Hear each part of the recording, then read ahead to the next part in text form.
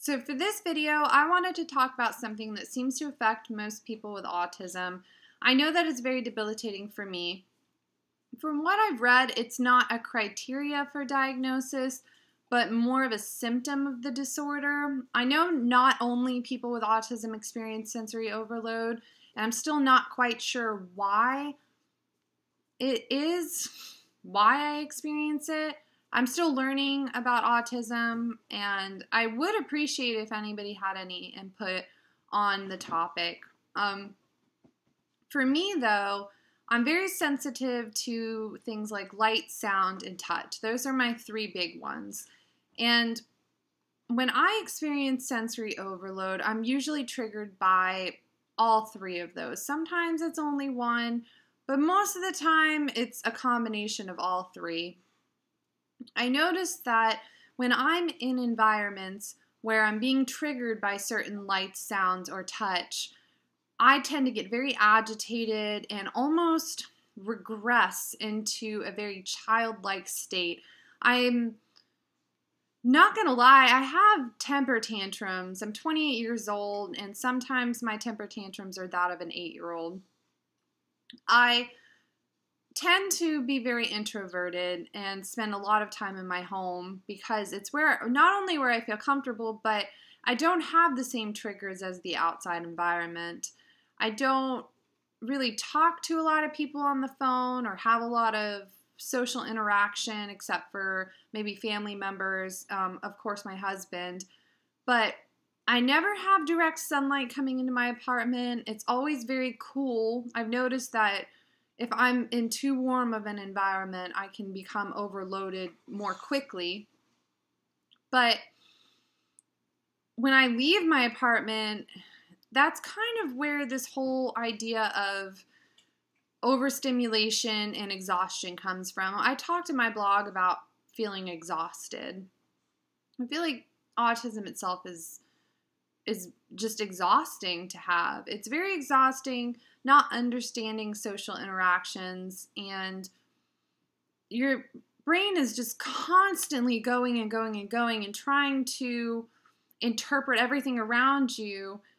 So when you're in an environment for even a short period of time, you have to de-stress, I guess is the best term. I feel like I have to recover from my environment. If I'm in a social situation, it can take me hours to recover, or maybe even the whole day. When I have school, especially days that I have school, I cannot function when I get home from school. I cannot think. I cannot accomplish anything. I really honestly want to lay in bed and watch TV shows or movies that I've become very interested in that help me out. I'm very obsessed with the Tudor era and Victorian era and all of that. So things like The Tudors was a great TV show for me. And whenever I got overloaded, I would lay in bed and I'd watch the show. And it just makes me feel better. Google also has this concept where you can read newspapers from times before. So I've been reading newspapers from the early 1900s, and it plays into my interests. I love old things. I love antiques. I collect antiques.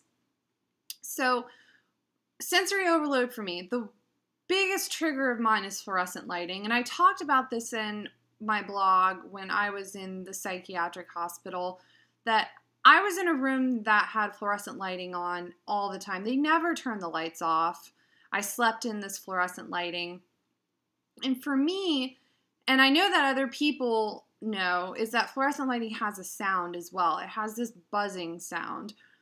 The sound is very, some people don't perceive the sound, some people do, but for me, it's almost that there are thousands of cicadas surrounding me, this deafening noise combined with this intense light that hurts my eyes and my brain, it feels like.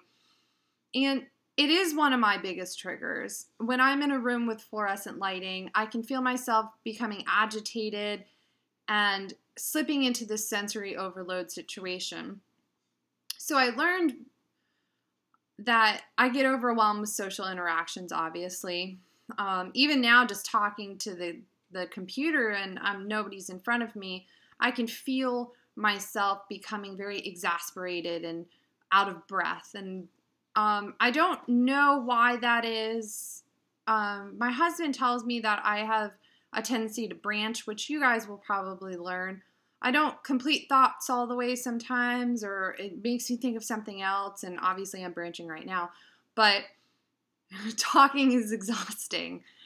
So I noticed that when I'm in situations like a store and I'm having a conversation with somebody, the sounds and senses around me are heightened. So I'm having a conversation and the fluorescent lighting is buzzing and it's bright and the people are talking and the sounds of the carts squeaking and the plastic bags that people are carrying and just all of these environmental sounds are deafening, and they become louder and louder and louder, and until the point where I don't really hear people talking to me anymore. I can see you talking to me, but I'm not processing what you're saying because the sound of the fluorescent lights is louder than you.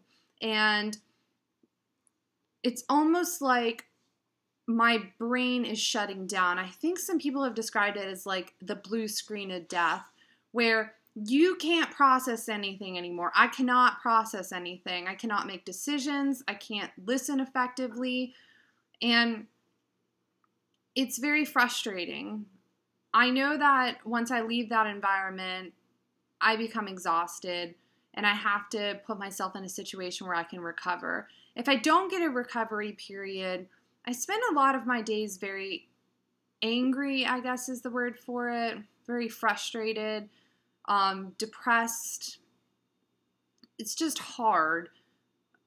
You can't really enjoy the things that I feel like other people do enjoy, like going out and hanging out with friends and shopping or whatever, because you're so overloaded by the world around you that you don't want to be a part of that world, and you don't quite understand the world to begin with, because before, when I was a child, I wasn't aware that the way that I perceived the world was different.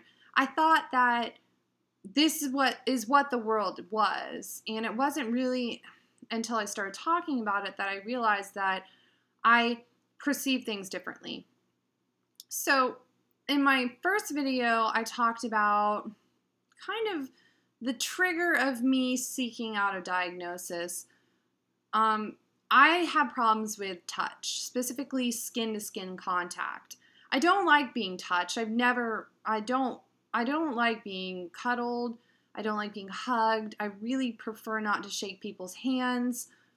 I just don't like being touched. And it's hard for people to understand that because they may perceive you as being off-putting, like maybe you're not enjoying their company. I remember my mother, and I talked about my mother has mental health issues, and she always has.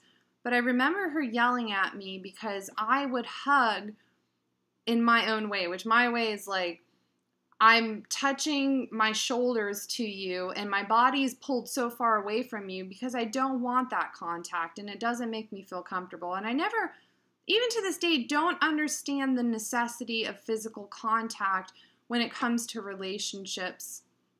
I know that sounds very weird, but I don't gain anything from it, and it does only make me feel uncomfortable, so I tend to not want it.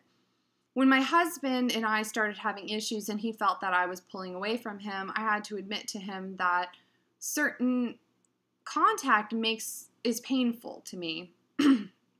Specifically, when I feel skin-to-skin contact, I feel like the heat from someone else's skin is burning through my skin.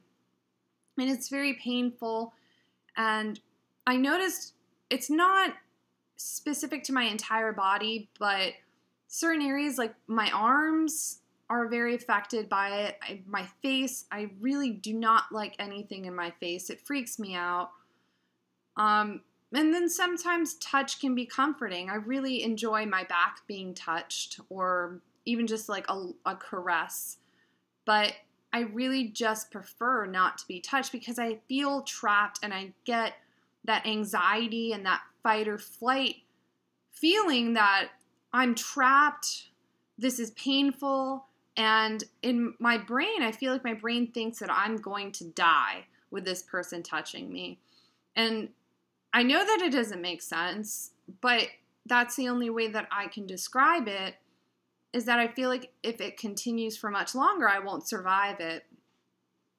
And obviously, this is not the greatest thing when you're married or when you have friends and family, because a lot of people are very affectionate and it is a sign of love, but I don't receive my love in that way and I don't show my love in that way. So it does make me feel a little isolated, and it makes me feel bad that I can't experience love in that way. And you read blogs all the time about physical affection being a huge part of a relationship, and it is, but if you can't experience that, then are you destined to not have any relationships? Are you destined to be in a bad relationship? Is your husband or your spouse going to resent you for not wanting to be touched? So I find it very interesting. And I found some things that work for me. Like when I sleep, I have an eye mask on. I have 4 or 5 pillows, and I have a stand-up fan that is right next to me. And the sound of the fan is comforting, but also the feeling of that cool air hitting my skin is actually very comforting.